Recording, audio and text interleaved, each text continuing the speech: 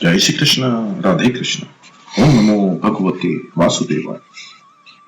तीसरे अध्याय के 9वें श्लोक के पूर्वार्ध में भगवान ने व्यतिरेक रीति से कहा था कि यज्ञ से अतिरिक्त कर्म मनुष्य को बांधते हैं। अब 23वें श्लोक के उत्तरार्ध में उसी को अन्वय रीति से कहते हैं। कर्मयोगी के संपूर्ण कर्मों के विलीन होने की बात गीता भर में केवल इसी श्लोक में आई है, इसलिए यह कर्मयोग का मुख्य श्लोक है। इसी प्रकार चौथे अध्याय का 36वां श्लोक ज्ञान योग का और 18वें अध्याय का 66वां श्लोक भक्ति योग का मुख्य श्लोक है। क्रियाओं का, पदार्थों का, घटनाओं का, परिस्थितियों का, व्यक्तियों का जो संग है, इनके साथ जो हृदय से लगाव है, वही वास्तव में बांधने वाला अर्थात जन्म मरण देने वाला है। स्वार्थ भाव को छोड़कर केवल लोगों के हित के लिए लोक संग्रहार्थ कर्म करते रहने से कर्मयोगी क्रियाओं, पदार्थों आदि से असंग हो जाता है, अर्थात उसकी आसक्ति सर्वथा मिट जाती है। वास्तव में मनुष्य स्वरूप से असंग ही है, किंतु असंग होते हुए भी यह शरीर, इंद्रियां, मन, बुद्धि, पदार्थ, परिस्थितियां, व्यक्ति आदि से संबंध मानकर सुख की इच्छा से उनमें आबद्ध हो जाता है। मेरी मन चाही हो अर्थात जो मैं चाहता हूं वही हो और मैं जो नहीं चाहता वह नहीं हो। ऐसा भाव जब तक रहता है तब तक यह संग बढ़ता ही जाता है। वास्तव में होता वही है जो होने वाला है। जो होने वाला है उसे चाहे या न चाहे वह होगा ही, और जो नहीं होने वाला है उसे चाहे या न चाहे वह नहीं होगा। अतः अपनी मनचाही करके मनुष्य व्यर्थ में बिना कारण फंसता है और दुख पाता है। कर्मयोगी संसार से मिली हुई शरीर आदि वस्तुओं को अपनी और अपने लिए न मानकर उसे संसार की ही मानकर संसार की सेवा में अर्पण कर देता है। इससे वस्तुओं और क्रियाओं का प्रभाव संसार की ओर हो जाता है और अपना असंग स्वरूप ज्यों का त्यों रह जाता है। कर्मयोगी का अहम भी सेवा में लग जाता है। तात्पर्य यह है कि उसके भीतर मैं सेवक हूं यह भाव भी नहीं रहता। यह भाव तो मनुष्य को सेवक बने के अभिमान से बांध देता है। सेवक बने का अभिमान तभी होता है जब सेवा सामग्री के साथ अपनापन होता है। सेवा की वस्तु उसी की थी, उसी को दे दी तो क्या सेवा हुई? हम तो उसके ऋणी हुए, ऋण से मुक्त हुए। इसलिए सेवक न रहे, केवल सेवा रह जाए। यह भाव रहे कि सेवा के बदले में धन, मान, बड़ाई, पद, अधिकार आदि कुछ भी लेना नहीं है, क्योंकि उस पर हमारा हक भी नहीं है। उसे स्वीकार करना है तो अनधिकार चेष्टा है। लोग मेरे को सेवक कहे, ऐसा भाव भी न रहे, और यदि वे कहे तो उसमें राजी भी न हो। इस प्रकार संसार की वस्तुओं को संसार की सेवा में सर्वथा लगा देने से अंतःकरण में एक प्रसन्नता होती है। उस प्रसन्नता का भी भोग न किया जाए तो स्वतः सिद्ध असंगता का अनुभव हो जाता है। मुक्तस्य, जो अपने स्वरूप से सर्वथा अलग है, उन क्रियाओं और शरीर आदि पदार्थों से अपना संबंध न होते हुए भी कामना, ममता और आसक्ति पूर्वक उनसे अपना संबंध मान लेने से मनुष्य बंध जाता है, अर्थात पराधीन हो जाता है। कर्मयोग का अनुष्ठान करने से जब माना हुआ अवास्तविक संबंध मिट जाता है तब कर्मयोगी सर्वथा असंग हो जाता है। असंग होते ही वह सर्वथा मुक्त हो जाता है, अर्थात स्वाधीन हो जाता है। जिसकी बुद्धि में स्वरूप का ज्ञान नित्य निरंतर जागृत रहता है, वह ज्ञान अवस्थित चेतस है। स्वरूप ज्ञान होते ही उसकी स्वरूप में स्थिति हो जाती है, जो वास्तव में पहले से ही थी। वास्तव में ज्ञान संसार का ही होता है, स्वरूप का ज्ञान नहीं होता, क्योंकि स्वरूप स्वतः ज्ञान स्वरूप है। क्रिया और पदार्थ ही संसार है। क्रिया और पदार्थ का विभाग अलग है तथा स्वरूप का विभाग अलग है, अर्थात क्रिया और पदार्थ का स्वरूप के साथ किंचित मात्र भी संबंध नहीं है। क्रिया और पदार्थ जड़ है तथा स्वरूप चेतन है। क्रिया और पदार्थ प्रकाश है तथा स्वरूप प्रकाशक है। इस प्रकार क्रिया और पदार्थ की स्वरूप से भिन्नता का ठीक ठीक ज्ञान होते ही क्रिया और पदार्थ रूप संसार से संबंध विच्छेद होकर स्वतः सिद्ध असंग स्वरूप में स्थिति का अनुभव हो जाता है। कर्म में अकर्म देखने का ही एक प्रकार है यज्ञार्थ कर्म, अर्थात यज्ञ के लिए कर्म करना। निस्वार्थ भाव से केवल दूसरों के हित के लिए कर्म करना यज्ञ है। जो यज्ञ के लिए ही संपूर्ण कर्म करता है वह कर्म बंधन से मुक्त हो जाता है, और जो यज्ञ के लिए कर्म नहीं करता अर्थात अपने लिए कर्म करता है वह कर्मों से बंध जाता है। प्रकृति का कार्य है क्रिया और पदार्थ। इन दोनों में क्रिया का भी आदि और अंत होता है तथा पदार्थ का भी आदि और अंत होता है। क्रिया आरंभ होने से पहले भी नहीं थी और समाप्त होने के बाद भी नहीं रहेगी, इसलिए बीच में भी वह नहीं है ऐसा सिद्ध हुआ। इसी प्रकार पदार्थ उत्पन्न होने से पहले भी नहीं था और नष्ट होने के बाद भी नहीं रहेगा, इसलिए बीच में भी वह नहीं है, यह सिद्ध हुआ।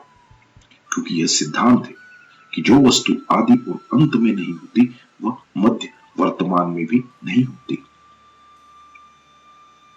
परंतु चेतन स्वरूप का आदि और अंत नहीं होता, वह सदा अक्रिय रूप से ज्यों का त्यों रहता है।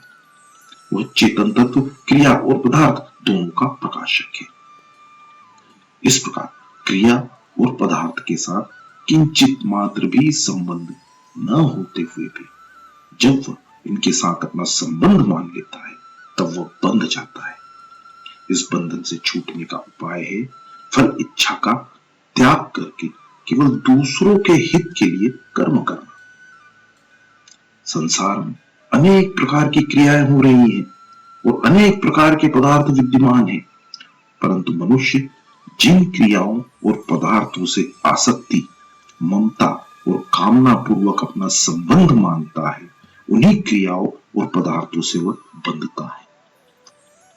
जब मनुष्य कामना, ममता और आसक्ति का त्याग करके केवल दूसरों के हित के लिए संपूर्ण कर्म करता है और मिले हुए पदार्थों को दूसरों का ही मानकर उनकी सेवा में लगाता है, तब कर्मयोगी के संपूर्ण क्रियामान, संचित और प्रारब्ध कर्म विलीन हो जाते हैं, अर्थात उसे कर्मों के साथ अपनी स्वतः सिद्ध असंगता का अनुभव हो जाता है।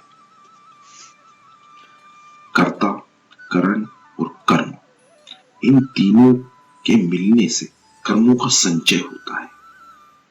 यदि कर्तापन न रहे तो कर्मों का संग्रह नहीं होता, क्योंकि करण और कर्म दोनों कर्ता के ही अधीन है। अतः कर्म संचय का मुख्य हेतु कर्तापन ही है। विचार पूर्वक देखा जाए तो कुछ न कुछ पाने की इच्छा से ही करने की इच्छा उत्पन्न होती है, जिससे कर्तापन उत्पन्न होता है। कर्तापन से बंधन होता है। जब मनुष्य पाने की इच्छा से अपने लिए कर्म करता है तब उसका कर्तापन दृढ़ हो जाता है। जब कर्मयोगी पाने की इच्छा का त्याग करके केवल यज्ञ के लिए अर्थात दूसरों के हित के लिए कर्म करता है तब उसका कर्तापन दूसरों के हित के लिए होता है। इससे उसे अपनी असंगता का अनुभव हो जाता है, इसलिए उसके द्वारा होने वाले कर्मों का संचय नहीं होता। कारण कि जब आधार कर्तापन ही नहीं रहा तब कर्म टिकेंगे ही कहां। कर्म योग में ममता अर्थात मेरापन का त्याग और ज्ञान योग में अहमता अर्थात मैंपन का त्याग मुख्य है। ममता का त्याग होने से अहमता का और अहमता का त्याग होने से ममता का त्याग स्वतः हो जाता है। इसलिए कर्म योग में पहले ममता मिटती है, फिर अहमता स्वतः मिट जाती है। और ज्ञान योग में पहले अहमता मिटती है, फिर ममता स्वतः मिट जाती है। अहमता और ममता के मिटने पर कर्तापन और भोक्तापन भी मिट जाते हैं। कर्मयोगी अपने लिए कोई कर्म नहीं करता, करता ही नहीं और कुछ चाहता ही नहीं, अतः वह कर्मों के फल का भोक्ता नहीं बनता। जैसे एक व्यक्ति को यहाँ कई दंड भोगने हैं, परंतु वो मर जाए तो यहाँ उसके सभी दंड समाप्त हो जाते हैं, क्योंकि जब भोगने वाला व्यक्ति ही नहीं रहा तब दंड भोगेगा ही कौन। ऐसे ही जब कर्मयोगी का भोक्तापन मिट जाता है तब उसके सभी कर्म समाप्त हो जाते हैं, क्योंकि जब भोक्ता ही नहीं रहा तब कर्मों का फल भोगेगा ही कौन। इसी अध्याय के 9वें श्लोक में भगवान ने कहा है कि मेरे जन्म और कर्म दिव्य है। इस प्रकार जो मनुष्य तत्व से जान लेता है वह मेरे को प्राप्त होता है। जन्म तो केवल भगवान के ही दिव्य होते हैं, पर कर्म मनुष्य मात्र के भी यदि वे करना चाहे तो दिव्य हो सकते हैं। अतः इसी अध्याय के 14वें श्लोक में भगवान अपने कर्मों की दिव्यता का कारण बताते हैं कि कर्मों के फल में मेरी स्पृहा नहीं है, इसलिए मुझे कर्म लिप्त नहीं करते, अर्थात मेरे कर्म अकर्म हो जाते हैं। इसी प्रकार कर्मों का तत्व जानकर जो कर्म करता है उसके भी कर्म अकर्म हो जाते हैं। फिर 15वें श्लोक में भगवान ने कहा कि मुमुक्षुओं ने भी इसी प्रकार जानकर कर्म किए हैं। इसके बाद 16वें श्लोक में भगवान कर्मों का तत्व कहने की प्रतिज्ञा करते हैं और 17वें श्लोक में कहते हैं कि कर्म, विकर्म और अकर्म तीनों का तत्व जानना चाहिए। फिर 18वें श्लोक में भगवान ने मुख्य रूप से कर्मों का तत्व अकर्म अथवा निर्लिप्तता बताया। कामना से कर्म होते हैं, कामना के बढ़ने पर विकर्म होते हैं और कामना का अत्यंत अभाव होने से अकर्म होता है। मूल में इस 16वें 32वें श्लोक के प्रकरण का तात्पर्य अकर्म का वर्णन करना है। इसलिए भगवान ने कर्म और विकर्म दोनों के मूल कारण कामना के त्याग का, अकर्म का वर्णन 19वें से 23वें श्लोक तक प्रत्येक श्लोक में किया है। अतः अंत में 32वें श्लोक में इस प्रकरण का उपसंहार किया गया है। परिशिष्ट भाव यह है कि एक क्रिया होती है, एक कर्म होता है और एक कर्म योग होता है। शरीर बालक से जवान तथा जवान से बूढ़ा होता है, यह क्रिया है। क्रिया से न पाप होता है, न पुण्य, न बंधन होता है, न मुक्ति। जैसे गंगा जी का बहना क्रिया है, अतः कोई डूबकर मर जाए अथवा खेती आदि कोई परोपकार हो जाए तो गंगा जी को कोई पाप और पुण्य नहीं लगता। जब मनुष्य क्रिया से संबंध जोड़कर कर्ता बन जाता है, अर्थात अपने लिए क्रिया करता है, तब वह क्रिया फलजनक कर्म बन जाती है। कर्म से बंधन होता है।